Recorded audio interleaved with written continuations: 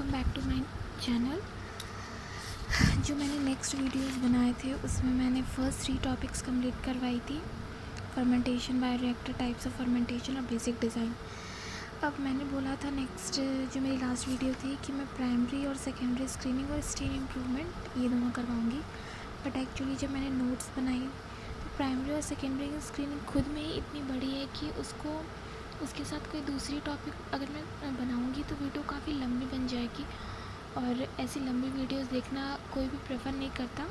तो इसलिए हम एक ही टॉपिक लेंगे और उसको अच्छे से पढ़ेंगे ताकि हमें हर एक टॉपिक अच्छे से समझ में आए, नहीं तो ऐसे हड़बड़ी में कोई भी टॉपिक अच्छे से समझ में नहीं आएगी।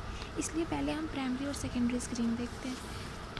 तो सबसे पहले तो स्क्रीनिंग क्या होती है। स्क्रीनिंग एक टेक्निक है, प्रोसीजर है जिसके थ्रू, जैसे कि हम जानते हैं कि माइक्रो ऑर्गेनिज्म सॉइल में भी होते हैं, वाटर, बहुत सारे उसके सोर्सेज होते हैं। तो हम उसमें बहुत तरह के माइक्रो ऑर्गेनिज्म पाए जाते हैं। तो हम उन माइक्रो ऑर्गेनिज्म के बीच में से वो माइक्रो ऑर्गेनिज्म कैसे निकालें जो कि हमें चाहिए। जैसे कि हमें पेंसिलियम चाहिए, पेंसिलियम बहुत जगह होते हैं, पर ऐसा थोड़ी ना है कि वो बैक्टीरिया बस सॉइल में बस एक वही रहते हैं, बहुत सारे रहते हैं। अब उन सॉइल में उतने सारे बैक्टीरिया के बीच में हमें अपने माइक्रो ऑर्गेनिज्म ऑफ इंटरेस्ट को कैसे हम आइसोलेट करें, ये टेक्निक जो है इसी को स्क्रीनिंग कहते हैं। एक फ्लो चार्ट के ज़रिए मैंने इसको बनाया है कि माइक्रो ऑर्गेनिज्म, इसके बहुत सारे सोर्सेज होते हैं। फूड में हो सकता है, environment, air, water, air, soil में, और कंपोस्ट जो कि हमारा खाद होता है, और बहुत सारे अलग सोर्सेज भी हैं। इसको हम स्क्रीनिंग के थ्रू जो हमारे माइक्रो ऑर्गेनिज्म ऑफ इंटरेस्ट है उनको निकालते हैं। फिर उसकी प्राइमरी स्क्रीनिंग होती है और फिर उसकी सेकेंडरी स्क्रीनिंग होती है। तो ये तो समझ गए कि स्क्रीनिंग एक मेथड है जिससे हम अपने माइक्रो ऑर्गेनिज्म ऑफ इंटरेस्ट को आइसोलेट करते हैं।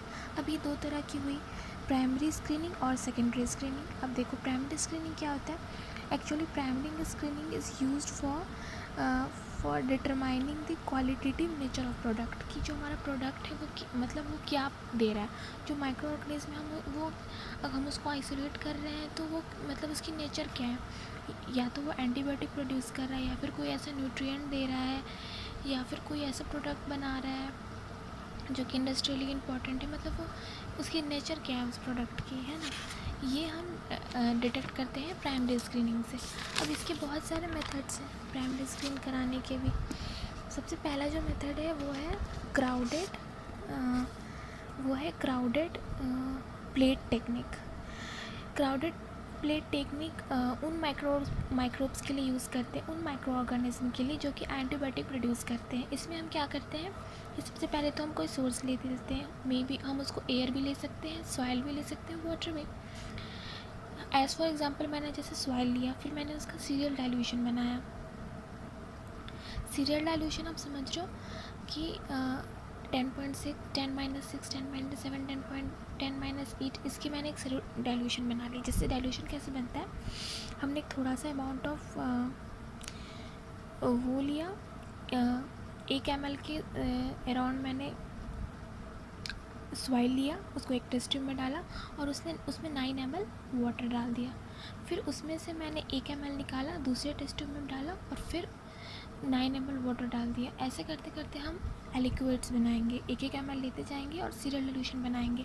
वो डाइल्यूशन जिसमें सबसे ज़्यादा अमाउंट ऑफ माइक्रो ऑर्गेनिज्म पाए जाएंगे, मतलब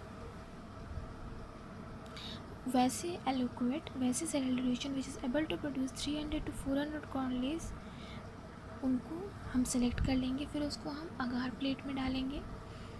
फिर हम उसको इंक्यूबेशन के लिए छोड़ देंगे। इंक्यूबेशन मतलब उन्हें एक स्पेसिफिक टेम्परेचर पे कुछ देर के लिए रखेंगे इंक्यूबेटर में। तो हम देखेंगे कि कुछ हमें एक वाइट सर्कल्स दिखाई देंगे। कुछ माइक्रो ऑर्गेनिज्म के अराउंड हमें वाइट कलरलेस सर्कल दिखाई देगी, और उस सर्कल में हम देखेंगे कि दूसरे कोई माइक्रो ऑर्गेनिज्म या कोई कॉलोनी की ग्रोथ नहीं है। इसका मतलब वो माइक्रो ऑर्गेनिज्म जो है कुछ ऐसा सब्सटेंस प्रोड्यूस कर रहा है जिसकी वजह से बाकी दूसरी कोई भी कॉलोनी माइक्रो ऑर्गेनिज्म की वहाँ पे ग्रोथ नहीं कर पा रही है। इसका मतलब वो माइक्रो ऑर्गेनिज्म एंटीबायोटिक एबिलिटी रखता है, एंटीबायोटिक रिलीज़ कर रहा है, तो इससे हम ये जानते हैं। और वो कलरलेस बैंड जो है उसको हम ग्रोथ इनहिबिटरी जोन भी कहते हैं, क्योंकि वहाँ पे दूसरी कोई भी माइक्रो ऑर्गेनिज्म की कॉलोनी की ग्रोथ नहीं हो रही है। अच्छा, हम ये कैसे टेस्ट करेंगे कि एंटीबायोटिक रिलीज़ तो कर रहा है, बस किस अमाउंट में कर रहा है। तो जो ग्रोथ इनहिबिटरी जोन है ना, उसकी डायमीटर चेक करते हैं। अगर उसकी डायमीटर ज़्यादा है तो हम समझ जाएंगे कि बैक्टीरिया बहुत ज़्यादा और अच्छे अमाउंट में एंटीबायोटिक प्रोड्यूस कर रहा है, तो हम उसको निकालेंगे अपनी फर्दर स्क्रीनिंग के लिए, अपने फर्दर यूज़ के लिए। और जो कम कर रहा है वो हमारे लिए उतना इम्पॉर्टेंट नहीं होगा, क्योंकि हमें प्रोडक्ट चाहिए। और अगर इंडस्ट्रियल इम्पॉर्टेंट है ज़रूर, बट अगर प्रोडक्ट ही कम दे रहा है तो हमारा जो मेन एम होता है कोई भी चीज़ का वो प्रोडक्ट होता है, तो हमें उन्हीं माइक्रो ऑर्गेनिज्म को चुनना चाहिए जो प्रोडक्ट मतलब ज़्यादा अमाउंट में दे पाए। फिर आता है आपको दूसरा टेक्निक है जो कि इनरिचमेंट कल्चर टेक्निक। ये उन माइक्रोब्स के लिए यूज़ होता है जो कि सॉइल में तो बहुत कम अमाउंट में, बट उनके पास बहुत सारे ऐसे स्पेसिफिक न्यूट्रिएंट रहते हैं जो कि इंडस्ट्रियली बहुत इम्पॉर्टेंट है। तो इसके लिए क्या करते हैं ना कि हम पहले तो अगार मीडियम डालते हैं, उसके बाद से अगार मीडियम में सारे न्यूट्रिएंट डालते हैं, बस एक वो न्यूट्रिएंट नहीं डालते हैं जो इस माइक्रो ऑर्गेनिज्म के पास है। फिर हम इस माइक्रो ऑर्गेनिज्म को डालते हैं और फिर हम कोई दूसरा माइक्रो ऑर्गेनिज्म डालते हैं जिसको जो अगार प्लेट में न्यूट्रिएंट है वो भी चाहिए और जो उस माइक्रो ऑर्गेनिज्म के पास न्यूट्रिएंट है वो भी चाहिए। फिर हम देखते हैं कि जो माइक्रो ऑर्गेनिज्म हमने डाला है, एज फॉर एग्जांपल हम उसको टेस्ट ऑर्गेनिज्म मानते हैं, तो देखते हैं कि अगर टेस्ट ऑर्गेनिज्म की माइक्रो ऑर्गेनिज्म की ग्रोथ हो रही है, इसका मतलब उसको अगार प्लेट से न्यूट्रिएंट मिल रहा है, बस जो एक न्यूट्रिएंट डिफिशिएंट है अगार प्लेट में वो उसको कहाँ से मिल रहा है, तो ज़रूर उस माइक्रो ऑर्गेनिज्म से मिल रहा है जो ऑलरेडी उस अगार प्लेट में मौजूद है। इसका मतलब जो माइक्रो ऑर्गेनिज्म है उसके पास कोई ऐसी स्पेसिफिक न्यूट्रिएंट है जो टेस्ट ऑर्गेनिज्म को वो न्यूट्रिएंट प्रोवाइड कर रही है जो अगार प्लेट में नहीं है। तो इससे हम ये पता कर सकते हैं। फिर आता है आपको इंडिकेटर डाई टेक्निक। ये उन माइक्रोब्स के लिए होता है जो कि एसिड और बेस या अमीन प्रोड्यूस करते हैं। तो जब हम इनको आइसोलेट करके इनको ग्रोथ कराते हैं अगार प्लेट में, और जब पीएच इंडिकेटर डाई हम उस अगार प्लेट में डालते हैं,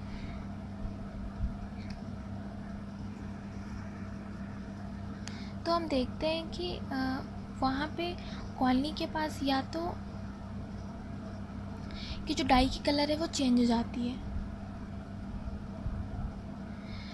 तो अगर एसिड होगी तो जो भी स्पेसिफिक हमने डाई डाली है उसके कलर चेंज, जैसे कि अगर हमने लिटमस पेपर डाला है फिर कुछ भी, तो लिटमस पेपर पता है अगर एसिडिक होता है तो रेड हो जाता है, अगर ब्लू होता है इसका मतलब कि बेसिक है। तो इस हिसाब से उस तरह के बहुत सारे आपको वो होते हैं, मिथाइलिन ब्लू बहुत सारे होते हैं। तो हम देखेंगे कि पीएच इंडिकेटर डाई है जो वो किस तरह से कलर चेंज कर रहा है,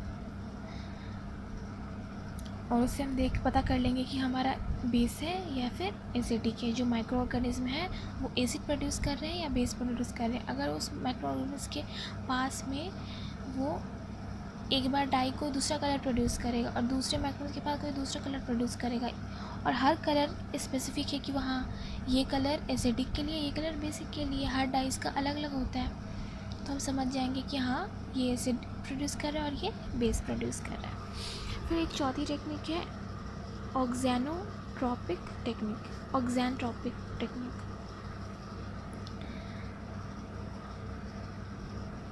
हाँ, तो ये उन माइक्रोब्स के लिए होता है जो ग्रोथ स्टिमुलेटिंग फैक्टर्स प्रोड्यूस करते हैं, जैसे कि अमीनो एसिड, विटामिन्स।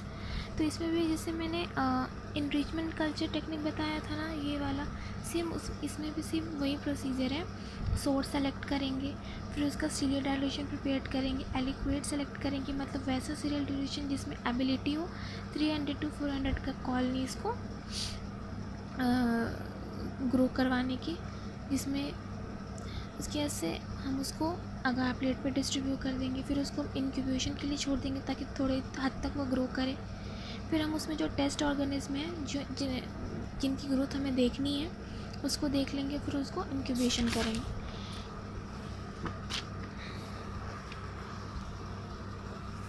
देखेंगे कि जो वो टेस्ट ऑर्गेनिज्म जो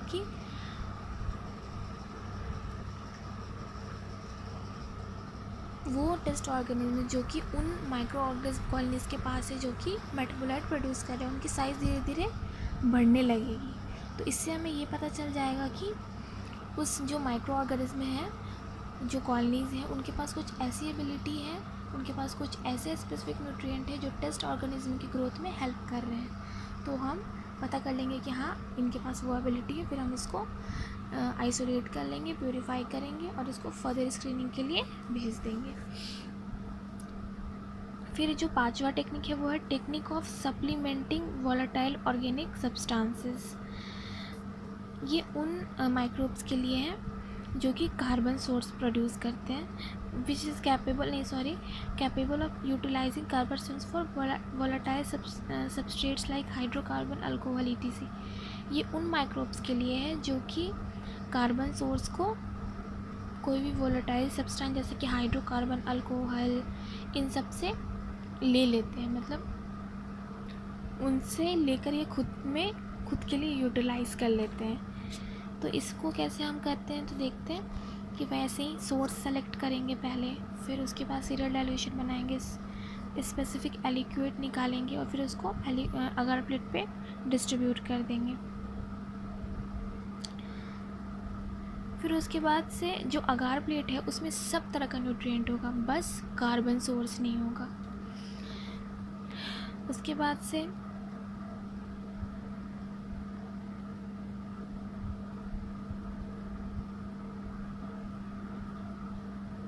देंगे। फिर जो रिक्वायर्ड वोलेटाइल सबस्ट्रेट है, जैसे कि हमने हाइड्रोकार्बन लिया, फिर अल्कोहल लिया, उसको भी हम लीड ऑफ प्लेट पे जो ढक्कन रहता है सतह, उस पर डाल देंगे। फिर उसको इंक्यूबेशन करवाएंगे इन्वर्टेड पोजीशन में। तो जो वेपर्स निकलेंगे वोलेटाइल सबस्ट्रेट में, वो अगार सरफेस पे पूरे स्प्रेड हो जाएंगे। तो इस तरह से माइक्रोब्स को न्यूट्रिएंट मिल जाएगा और माइक्रोब्स ग्रो करने लगेंगी। तो जब हम देखेंगे कि माइक्रोब्स की ग्रोथ होने लगी, तो इसका मतलब उनको वो न्यूट्रिएंट मिल रहा है जबकि वो अगार प्लेट में नहीं है। तो इसका मतलब कि ये उनके पास एबिलिटी है उसको यूटिलाइज़ करने की, किसी भी वोलेटाइल सबस्ट्रेट से, as for example alcohol, hydrocarbon, है ना। फिर उसको हम प्योरीफाइड कर लेंगे, उस माइक्रो ऑर्गेनिज्म को आइसोलेट करके प्योरीफाइड करके फर्दर स्क्रीनिंग के लिए भेज देंगे, सेकेंडरी स्क्रीनिंग। देखो, जो प्राइमरी स्क्रीनिंग थी उसमें हमने क्या देखा, सिर्फ क्वालिटेटिव नेचर जानते हैं कि या तो वो स्पेसिफिक न्यूट्रिएंट देता है, या एंटीबायोटिक प्रोड्यूस करता है, या फिर उसके पास एबिलिटी होती है कोई भी न्यूट्रिएंट और कार्बन सोर्स को यूटिलाइज़ करने की। लेकिन हमें सिर्फ इतना ही पता चलता है उसका क्वालिटेटिव नेचर। लेकिन सेकेंडरी स्क्रीनिंग करानी बहुत ज़रूरी है, क्योंकि सेकेंडरी स्क्रीनिंग से हमें बहुत सारी चीज़ें पता चलती हैं, एक्चुअली बहुत सारी। मैंने एक पेज की लिस्ट बनाई है। सेकेंडरी स्क्रीनिंग से क्या क्या पता चलता है कि उस जो भी माइक्रो ऑर्गेनिज्म, उसकी पोटेंशियलिटी क्या है, वो किस अमाउंट में, किस क्वालिटी में वो प्रोडक्ट प्रोड्यूस कर रहा है, अगर एंटीबायोटिक भी कर रहा है तो किस हद तक कर रहा है, और उसकी वो इतना एफिशिएंट है कि वो रोक पा रहा है बहुत हद तक माइक्रो ऑर्गेनिज्म की ग्रोथ। उसकी यील्ड क्या है, मतलब किस अमाउंट में कर रहा है। जैसे मैंने बताया, ग्रोथ इनहिबिटरी जोन अगर की डायमीटर अगर ज़्यादा है, मतलब उस माइक्रो ऑर्गेनिज्म की जो प्रोडक्शन यील्ड है ज़्यादा है, तो हम बस उसी माइक्रो ऑर्गेनिज्म को यूज़ करेंगे अपने इंडस्ट्रियल प्रोडक्शन में। और फिर ये हम पता करते हैं सेकेंडरी स्क्रीनिंग से कि जो भी हमारा प्रोडक्ट है, जो भी हमारा माइक्रो ऑर्गेनिज्म है, जो हमने प्राइमरी स्क्रीनिंग में डिटेक्ट कर लिया था कि हाँ इसका ये नेचर है जो भी है, पर अब हम जो भी हम उससे प्रोडक्ट निकलेगा वो कैसे निकालें, किस फर्मेंटेशन प्रोसेस के थ्रू निकालें, क्योंकि फर्मेंटेशन के काफ़ी प्रोसेस हैं। जैसे मैंने आपको बताया था टाइप्स ऑफ फर्मेंटेशन में batch, continuous, fed batch, submerged, है ना। तो ये भी हमें सेकेंडरी स्क्रीनिंग से पता चलता है। फिर हम देखते हैं कि बस उन्हीं माइक्रो ऑर्गेनिज्म को हम यूज़ करें जो कि इंडस्ट्रियली इम्पॉर्टेंट है। अगर वो इंडस्ट्रियली इम्पॉर्टेंट नहीं है तो हम उसको एलिमिनेट भी कर। फिर हम ये पता चलता है कि उस माइक्रो ऑर्गेनिज्म सेकेंडरी स्क्रीनिंग के थ्रू कि उसकी कितना पीएच चाहिए, उसको कितना पीएच रिक्वायर्ड है, उसको कितना टेम्परेचर, एरेशन, एजिटेशन, ये सब का सारा अमाउंट, सारा कंट्रोल सिस्टम, ये सब भी हमें सेकेंडरी स्क्रीनिंग के थ्रू पता चलता है। सेकेंडरी स्क्रीनिंग के थ्रू हम जानते हैं कि जो भी हमारा माइक्रो ऑर्गेनिज्म है वो जेनेटिकली स्टेबल है कि नहीं है। हमें ये भी पता चलता है कि सूटेबली ऑफ द मीडियम, कि जो हमने मीडियम दिया है अपने माइक्रो ऑर्गेनिज्म के ग्रोथ के लिए, अपने फर्मेंटेशन प्रोसेस के लिए, वो किस हद तक न्यूट्रिएंट प्रोवाइड कर पा रहा है माइक्रो ऑर्गेनिज्म को। क्या उस मीडियम में रखने के बाद माइक्रोब्स की ग्रोथ अच्छी हो रही है या नहीं हो रही है, हमारा न्यूट्रिएंट मीडियम कैसा है, क्या वो सूट कर रहा है माइक्रो ऑर्गेनिज्म को, क्या वो ले पा रहे हैं। तो ये भी हमें सेकेंडरी स्क्रीनिंग से पता चलती है। केमिकल स्टेबिलिटी भी पता चलती है, क्या वो रिएक्ट कर रहे हैं, क्या वो वॉलेटाइल हैं, या फिर वो रिएक्ट कर जाके दूसरा कुछ बना ले रहे हैं, ऐसा कुछ भी। फिज़िकल प्रॉपर्टीज़ भी पता चलती है कि उनकी बॉइलिंग पॉइंट क्या है, वो मेल्ट तो नहीं कर रहे हैं, ज़्यादा हीट देने पे वो ये तो नहीं हो रहे हैं, ज़्यादा कूल करने पर वो सॉलिड या क्रिस्टल फॉर्मेशन तो नहीं कर रहे हैं। तो ये सब भी हमें मिलता है उससे। फिर ये देखते हैं कि जो भी प्रोडक्ट प्रोड्यूस हुआ है वो टॉक्सिक तो नहीं है, जहरीला तो नहीं है। फिर हम ये भी देखते हैं कि वो whether the product produced in fermentation process exist in more than one chemical form, कि वो एक ही केमिकल फॉर्म में है, जो भी प्रोडक्ट है उसका सिर्फ एक ही केमिकल नेचर है या फिर दूसरा भी है, सिर्फ वो एंटीबायोटिक प्रोड्यूस कर रहा है या साथ में कोई ऐसा केमिकल दे रहा है जिसका कोई अलग यूज़ है, जो कि जैसे हो सकता है कि वो एंटीबायोटिक भी रिलीज़ करे और कोई ऐसा न्यूट्रिएंट भी उसके पास हो जो ज़्यादा हेल्पफुल हो। तो इस केस में तो एडिशनल जो कंपाउंड बना उस जो मिला है एंटीबायोटिक के लिए वो फेमस है, बट उसके पास कोई ऐसा न्यूट्रिएंट भी है जो कि इंडस्ट्रियली इंपॉर्टेंट है। तो इस तरह से तो जो फर्मेंटेशन है उसकी इकोनॉमिक डेवलप होगी। तो ये भी हमें सेकेंडरी स्क्रीनिंग से पता चलता है। सेकेंडरी से जैसे बहुत सारे न्यू प्रोडक्ट भी बनते हैं। ज़रूरी नहीं है कि एक माइक्रो ऑर्गेनिज्म के पास सिर्फ एक ही तरह के प्रोडक्ट हो, या फिर हो सकता है कि बहुत सारे ऐसे नई माइक्रो ऑर्गेनिज्म निकले जिनके पास अलग अलग एबिलिटीज़ हो।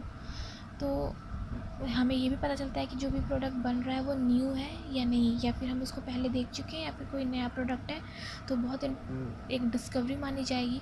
तो वो भी सेकेंडरी स्क्रीनिंग से पता चलता है। अब इसके मेथड्स क्या क्या हैं, तो जाइंट कॉलोनी टेक्निक। देखो तो एक्चुअली मैंने आप एंटीबायोटिक का एग्जांपल लेके बताया है हर जगह, लेकिन कोई भी इंडस्ट्रियल प्रोडक्ट के लिए, कोई भी इंडस्ट्री का प्रोडक्ट, इथेनॉल कोई भी प्रोडक्ट के लिए सिमिलर मेथड्स ही लगते हैं। यहाँ पे मैंने एंटीबायोटिक का लिख किया है, आप इसको हटाकर कोई भी इंडस्ट्रियल प्रोडक्ट सब्स्टिट्यूट कर सकते हो। तो जाइंट कॉलोनी टेक्निक जो है उन एंटीबायोटिक्स के लिए है, उन एंटीबायोटिक्स को डिटेक्ट करने के लिए है जो कि सॉलिड मीडियम के थ्रू डिफ्यूज़ कर जाते हैं। मतलब सॉलिड मीडियम से अगर सॉलिड मीडियम बीच में है फिर उसके बावजूद वो एक तरफ से दूसरी तरफ चले जाते हैं और मतलब डिफ्यूज़ कर जाते हैं। तो ये हम वही जैसे हमने पहला वाला जो पढ़ा था अपना क्राउडेड प्लेट टेक्निक, बिल्कुल सब कुछ वैसे ही करेंगे। ग्रोथ इनहिबिटरी जोन भी आ जाएगा, हम उसका डायमीटर से पता कर लेंगे कि उसकी जो कि मैं पहले ही बता चुकी हूँ, एक्चुअली जो क्वांटिटिव एक्सपेक्ट है वो सेकेंडरी स्क्रीनिंग में होती है। वो प्राइमरी स्क्रीन में हमने सिर्फ ये जाना कि उसके पास कोई ऐसा केमिकल है जिसकी वजह से दूसरे माइक्रो ऑर्गेनिज्म उस एरिया में ग्रोथ नहीं कर पा रहे हैं। और सेकेंडरी स्क्रीनिंग के थ्रू हम ये उसका क्वांटिटिव एक्सपेक्ट जानेंगे कि किस हद तक वो एंटीबायोटिक प्रोड्यूस कर रहा है, कितने अमाउंट में कर रहा है, तो वो हम इसके थ्रू जानते हैं। तो relative inhibition of growth of different test organism में antibiotic is called inhibition spectrum. हम अलग अलग टेस्ट ऑर्गेनिज्म को उनके पास ग्रोथ करवाने की कोशिश करेंगे, फिर देखेंगे कि फिर उनकी ग्रोथ की एबिलिटी देखेंगे कि अगर वो बहुत जैसे कि ये माइक्रो ऑर्गेनिज्म जो कि एंटीबायोटिक, ये माइक्रो ऑर्गेनिज्म है जो कि एंटीबायोटिक प्रोड्यूस कर रहा है और ये हमारा टेस्ट है। अगर इसकी ग्रोथ काफ़ी पास होने लगी, मतलब ये अपना जो जोन है इनहिबिटरी जोन, इसमें तो नहीं हुई बट काफ़ी पास में ही हो रही है, तो इसका मतलब कि ये उतनी सेंसिटिव नहीं है एंटीबायोटिक के। ये टेस्ट ऑर्गेनिज्म। और फिर अगर हमारा ये दूसरा है इनहिबिटरी जोन है और जो टेस्ट ऑर्गेनिज्म है वो काफ़ी दूर ग्रो कर रहे हैं, तो इसका मतलब है कि जो इफ़ेक्ट है एंटीबायोटिक का वो मतलब इन पे काफ़ी पड़ रहा है, ये काफ़ी सेंसिटिव है इस एंटीबायोटिक के। तो ये भी हम देख सकते हैं। और इस एबिलिटी को the relative inhibition of growth of different test organism by antibiotic is called inhibition spectrum. फिर आता है आपको फिल्ट्रेशन मेथड। ये उन एंटीबायोटिक्स के लिए है जो कि वाटर में बहुत पुअरली सॉल्युबल